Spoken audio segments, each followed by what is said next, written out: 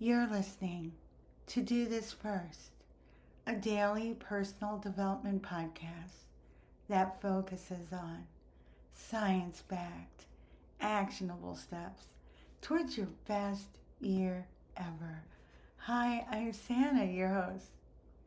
Today we're continuing with our micro series Finish Strong. And for the past couple of podcast episodes, we've really been talking about, your niche and building your audience, because that's one of the ways you're going to finish strong, by being able to identify those audiences that are your tribe, that want your product and services, and identifying them and knowing how to market to them so that you can grow your business. And so that's what this is all about. And today we're continuing with personas, but we're going to go deeper. We're going to talk about audience segmentation, which is hugely important. Customer segmentation is a powerful strategy that provides critical insights into your audience, enabling the creation of effective marketing and sales strategies that are tailored to your audience's needs. By categorizing customers based on shared characteristics, and there are a lot of segmentation points, and we're going to try to cover as many as possible. You can cater to their needs. You can categorize customers based on shared characteristics. Like I said before, you can create improved relationships and enhance brand loyalty. Understanding what each segment of your audience is seeking allows us, as business owners, brands, to align our marketing messages and communication channels with the customer's expectations in mind. That makes them feel valued and encouraged to repeat purchases, because, as I've always said, they won't care until they know you care. Additionally, segmentation enhances the customer experience. It identifies specific needs and, really important, the timing, which leads to personalized advertising and service offerings that address those requirements. For example, football season is on, and I'm a big football fan. So now if you have a sports-centric type brand, or if you can develop merch that's centered around the Super Bowl, that's a great idea to do right now, because we're in the heat of it. The World Series, that was a missed opportunity if you didn't do anything for that. If you create merch, if you create tangible products, right, and not just services, then you could have made something with that theme in mind. And even when you think about services, you could have done a special service offering for sports fans, a bundled deal. So there's a lot of things that you can do if your audience, is into sports and you happen to identify that segment. See, so it's a more focused approach. It not only increases sales, but it also optimizes resource allocation by directing efforts towards the most promising customer groups, ultimately driving revenue growth. So these are things that you have to keep in mind. It's important to distinguish between customer segmentation and market segmentation. A lot of people get this wrong. The two do overlap, but they serve different purposes.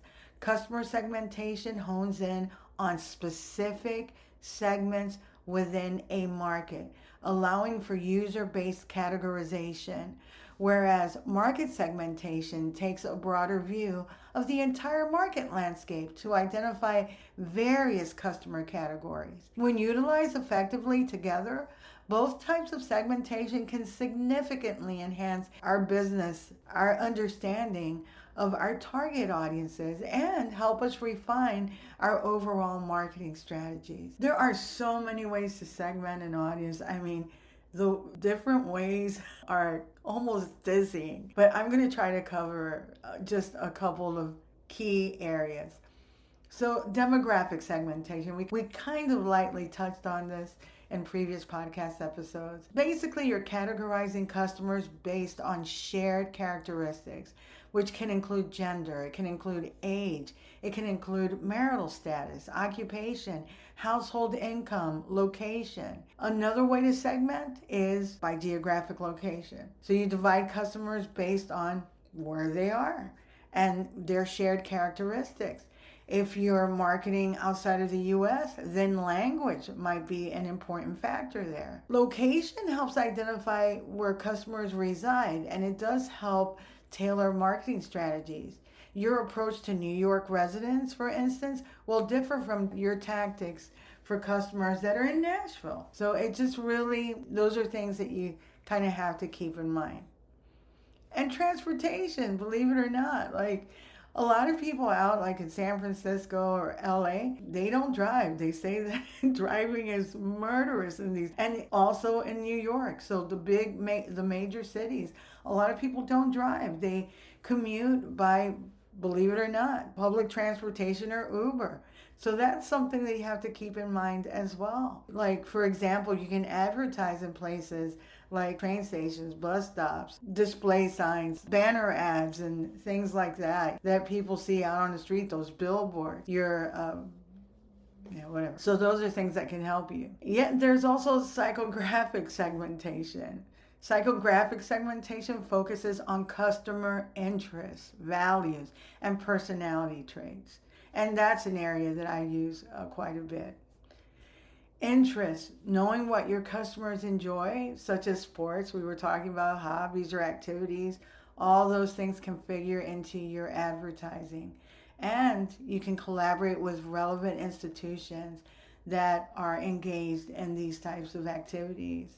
For example, partnership with a sports team, with a venue, with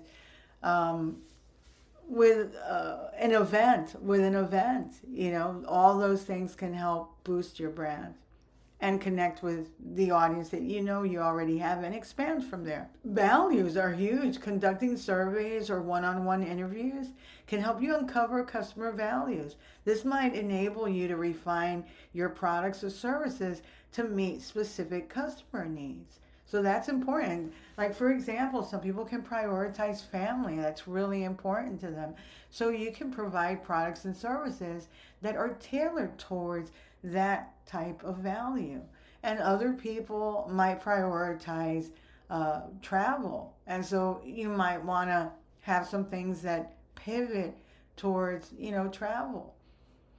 Personality traits is another way you can segment your audience based on their personality, marketing based on their personality. Behavioral segmentation, that involves grouping customers based on their purchasing habits, their interactions with your marketing efforts, and the product usage patterns.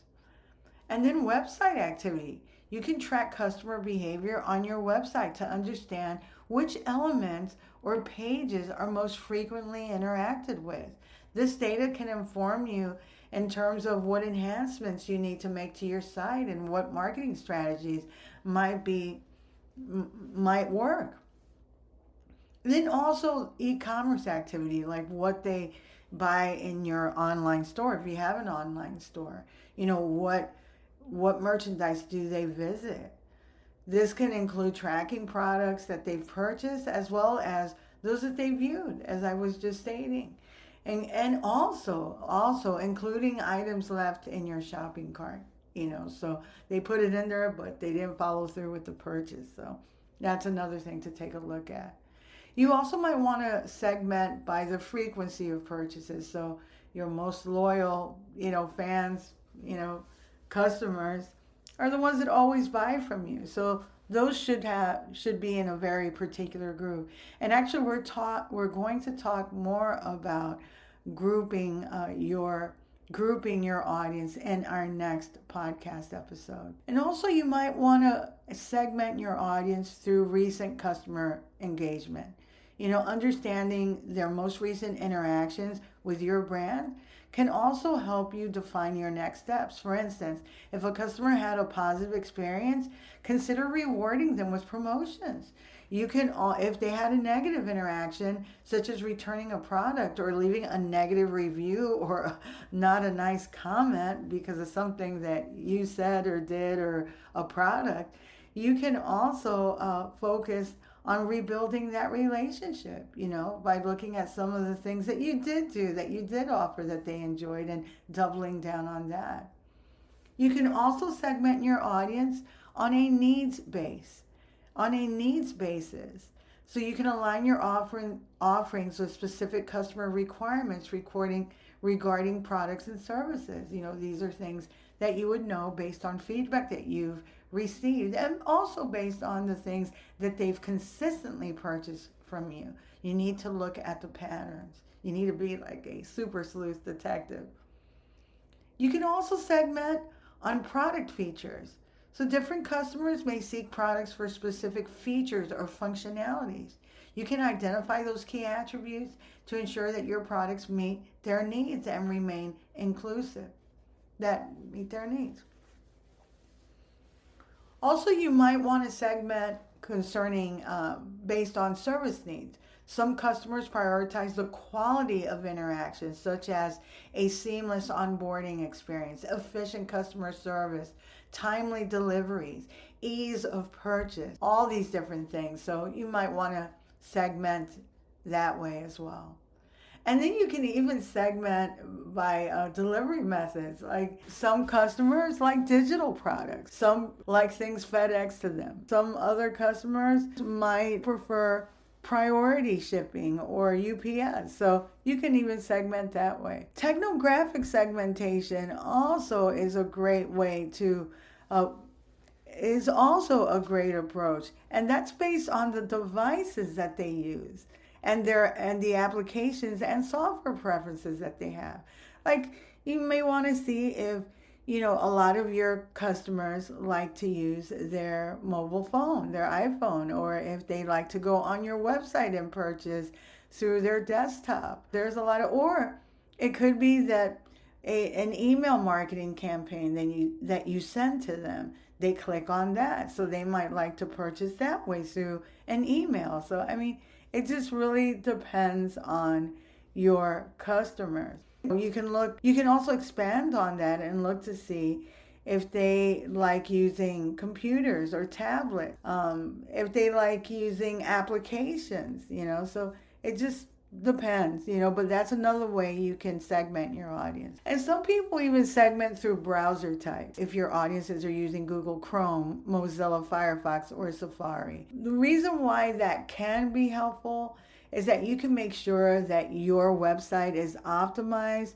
for those browsers and that your website layout and content are compatible.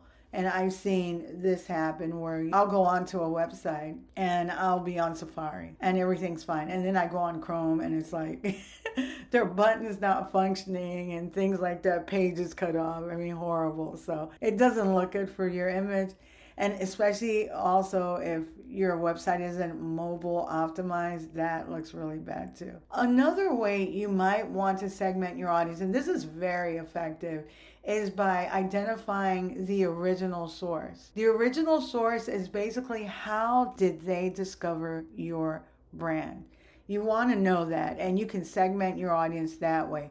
Was it through social media? Was it through search engines or referrals? This can really help you optimize their journey from discovery to conversion. Conversion means buying consumer, purchaser of your products and services. Tomorrow, we'll talk about setting objectives measured by KPIs for each segment of your audience, which also includes grouping. We'll also talk about how to define each project's deliverable. The projects are your marketing campaigns for each segment.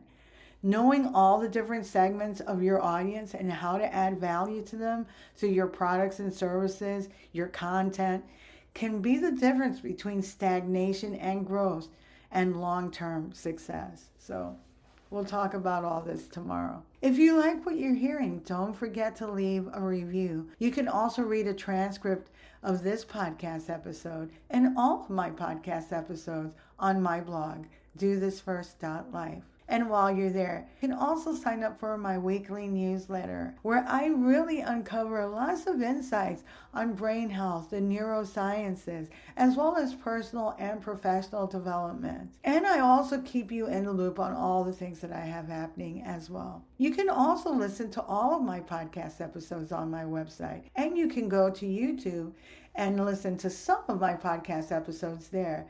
And my handle there is at Do This First. And that channel is going to undergo such a huge transformation. And you know what?